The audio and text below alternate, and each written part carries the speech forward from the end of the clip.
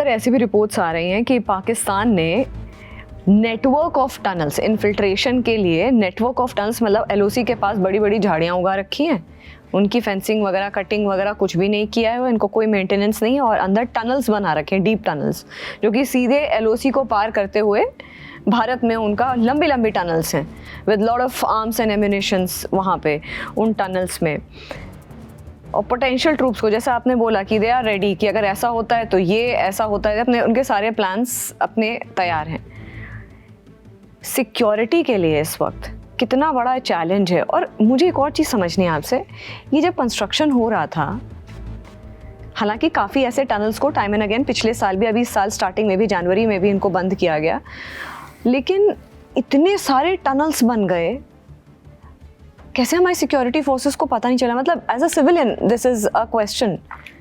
आपने बोला कि थोड़ा चैलेंज रहता है, वो जो एरिया है वो अपने आप में इतना घना जंगल है, उसमें चैलेंजेस रहते हैं, लेकिन कहा जाता है इंडियन आर्मी हमारे आर्म्ड फोर्सेस बहुत फिरोशियस हैं। मतलब इंटेलिजेंस पे, और खासकर पिछले 10 साल में जिस तरह से ग्रोथ हुई है हमारी आर्मी की, इवॉल्व हुई है रादर हमारी आर्मी, हमारी डिफेंस, कि कई जगह पे सॉलिटरी डिसीजंस भी लेकर के चीज़ों को कॉम्बैट किया गया है, इस तरीके की टेरर एक्टिविटीज़ को। तो कहाँ चूक हो गई? तो इस सवाल का जवाब देने से पहले मैं 1 मिनट लूँगा कि द एंटायर JNK बॉर्डर और पंजाब बॉर्डर 2 हिस्सों में बटा हुआ है। एक तो IB सेक्टर जो कि अखनूर तक है, पंजाब से अगर मैं शुरू करूं अखनूर तक है, चिकन नेक तक IB सेक्टर है, और उसके बाद LC सेक्टर है, लाइन ऑफ कंट्रोल। और अखनूर से लेकर के पंजाब तक प्लेन का इलाका है, और उसके ऊपर हिल सेक्टर शुरू हो जाता है। और यहाँ पे तो इनके जो इन्फिल्ट्रेशन के पैटर्न हैं, ये दोनों सेक्टर में अलग अलग किस्म के हैं। जो माउंटेन में है, इनको इन्फिल्ट्रेशन सपोर्ट करता है द टेरेन, मौसम, जंगल, फोलियाज, folds in the ground.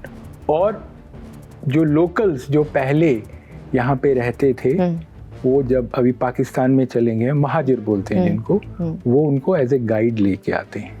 As far as IB sector is concerned, अब दोनों सेक्टर्स में हमारे तार लगी हुई है, लेकिन ये तार आज से काफ़ी टाइम पहले लगी, ये डेप्रिशिएट भी हो गया है, टाइम पे इसको हम रिपेयर भी कर रहे हैं जी।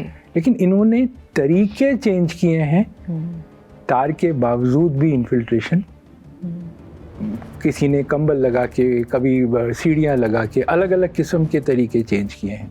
अब ये टनल्स के बाद जो है आप पूछ रहे हैं, ये IB सेक्टर में आता है। अच्छा, बहुत सारे टनल शायद वो नहीं बनाया है, लेकिन ये जो पिछले 1.5-2 साल में जो number of infiltrating columns have increased, ये कहीं पंजाब और JNK के बॉर्डर में कहीं एक विंडो इनको मिला है किसी एक आधा टनल से, इन्होंने कंटिन्यूअस इन्फिल्ट्रेशन कराई है।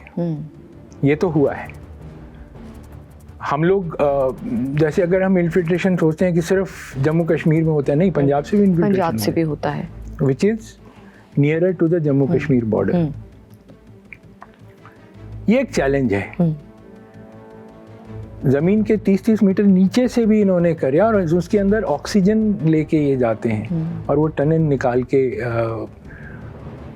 आपने शायद आप अपना दिमाग गजा में ले जाएं, तो उसके जिस तरीके से टनल्स हैं, ये उस तरीके के एडवांस टनल्स तो नहीं है, लेकिन दीज आर उन्हीं के लाइंस पे टेम्परेरी टनल्स इनको निकाल के। तो इसके खिलाफ काम किया जा रहा है, ग्राउंड पेनिट्रेटिंग रडार्स एक्सेट्रा किया जा रहा है। लेकिन ये टनल्स जो थे, मानिए ये टनल्स इनका एक दिन में नहीं बना है, ये इनके हॉट वार के टनल्स हैं।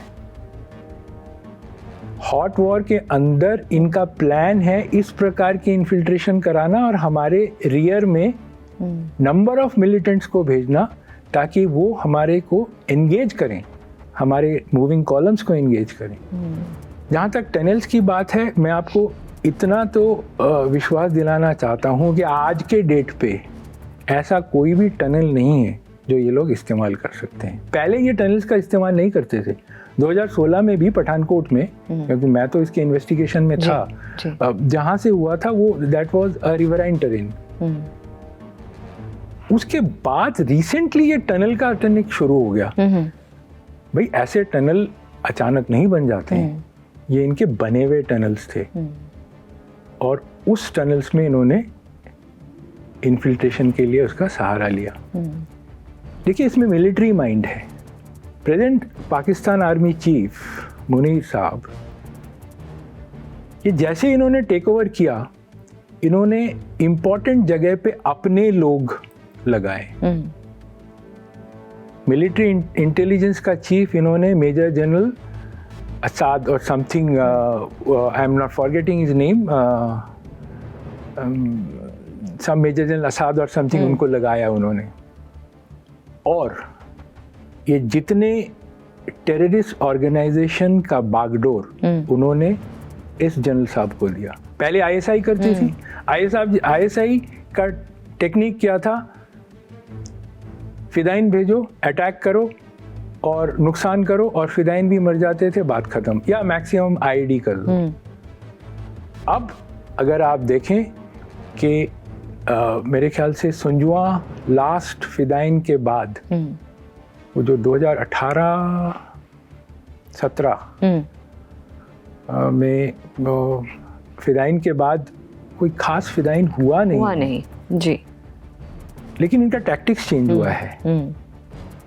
इन्होंने सिक्योरिटी फोर्सेस को एंगेज करना शुरू किया, शूट, एट्रिशन एंड स्कूट, छोटे छोटे टुकड़ों में इन्होंने पुराने इनके जो फौजी हैं, रिटायर्ड फौजी हैं, उन लोगों को इन टोलियों के साथ भेजना शुरू किया। इनको हथियार दिया, M4। ये M4 कहाँ से आया? यूएस जब गई जी, वो छोड़ के गए थे। द रीजन वाज टू ये अफगानिस्तान के रास्ते पैसा देके इनको खरीदा गया। And there was a sinister design. उनका भाई M4 राइफल आप गए तो आप वापस क्यों नहीं ले गए? I don't want to get into that. इनको कम्युनिकेशन इक्विपमेंट, आपने जो बताया चाइना की जो communication equipment, latest communication equipment है, जो भी कम्युनिकेट करने से आप उसको पकड़ नहीं सकते हैं। हाँ। कुछ पकड़े हैं हमारे, उसके ऊपर काम भी हो रहा है। इन्होंने अपनी पूरी टैक्टिक्स चेंज कर दी। ये लोग हायर रीचेस में ऑपरेट करना शुरू कर दिया, और इनके हर एक टोली में एक एक्स SSG या एक्स फौजी है जो कि इस टोली को बांध के रखता है, कोई गलती नहीं करने देता है। तो अगर हम पिछले 1 से 1.5 साल के ऑपरेशंस में देखें, ये यही कर रहे हैं, इसके खिलाफ काम हो रहा है। मैंने आपको पहले भी बताया था कि ये कैसे सफल हुए। हमारी एक फॉर्मेशन जो कि उधमपुर रियासी से उठा के चाइनीज बॉर्डर में भेज दी गई थी, और वहाँ पे उन्होंने काम किया। इन्होंने अपने ओवरग्राउंड वर्कर्स का एक बहुत अच्छी टीम बनाई। तो the shift of terrorism from ISI to military intelligence Pakistan में, इनके पास एक for the timing tactical advantage आया है। इंडिया अभी किस पे काम कर रही है? A very strong anti infiltration mode, जिसमें BSF भी शामिल है, जिसमें आर्मी भी शामिल है, जिसमें स्टेट पुलिस भी शामिल है, और टैकलिंग दिस पीपल इनसाइड।